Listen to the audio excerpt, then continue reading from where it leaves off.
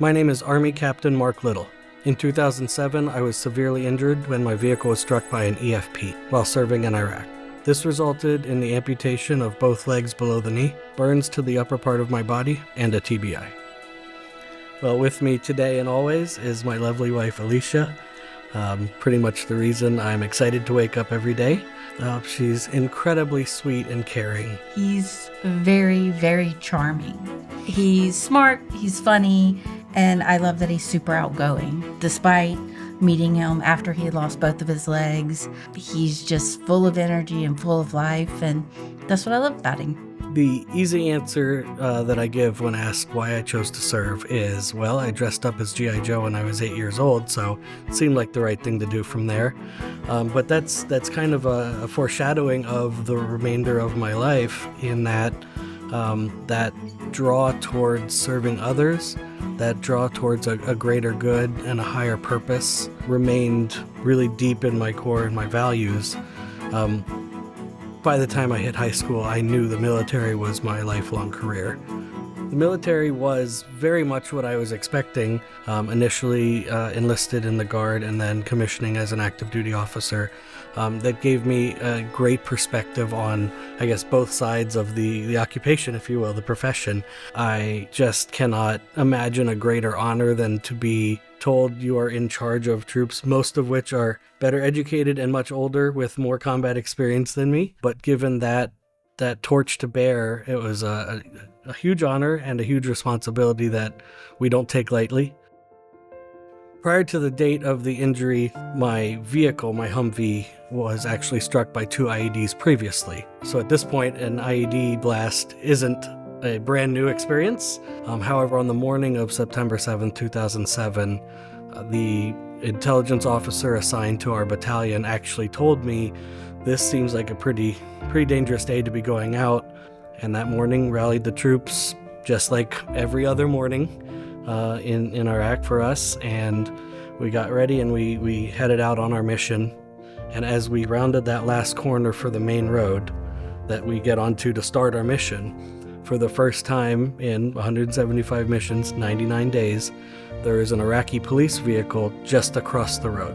So immediately I reached up and grabbed my radio and said to the other vehicles, hey, I want gun 1 and gun 4 to put their barrels towards that vehicle. Something is, and before I could finish my sentence, kaboom. I was sliding down in my seat, which is when I realized there's obviously something going on down there, and I don't have legs, or they are severely injured, completely in absolute awe and the utmost graciousness and respect for my soldiers and my medic, who are the reason that I'm sitting here today. So upon arriving at Walter Reed, several weeks of surgeries, and then a very fortunate quick recovery. And then came the real recovery. Was just because you can walk doesn't mean you can walk well. During that period of time and shortly thereafter, there were a lot of soldiers coming home severely wounded. So the secondary mission started to become, well, show your peers and the soldiers to your left and your right once again that it can be done. You can recover. We are blessed. We are fortunate. We have each other.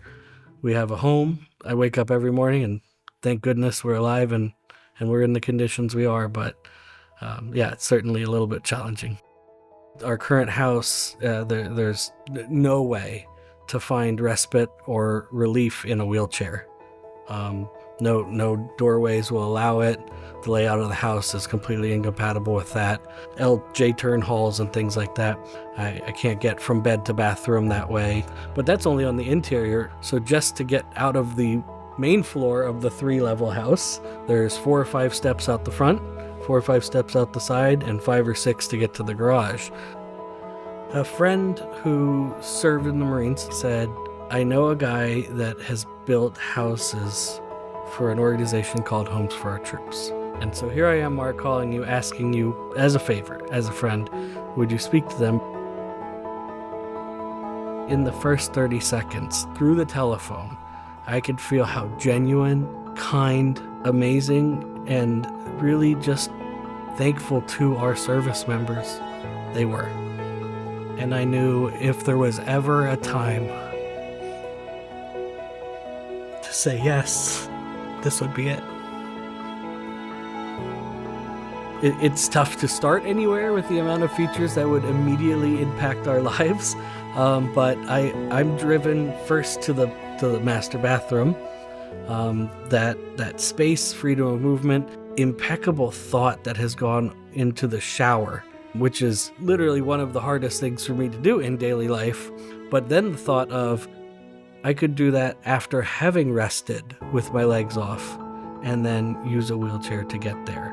Being able to move him around in a wheelchair would be so much easier with those big doors, the open area, all one level. Genuinely appreciative that people like Homes for Our Troops exist. Serving and giving back to the military community and the veteran population is just so commendable. To the donors and supporters of Home for Our Troops, you can truly impact the lives of veteran families and make not just a difference, but potentially the difference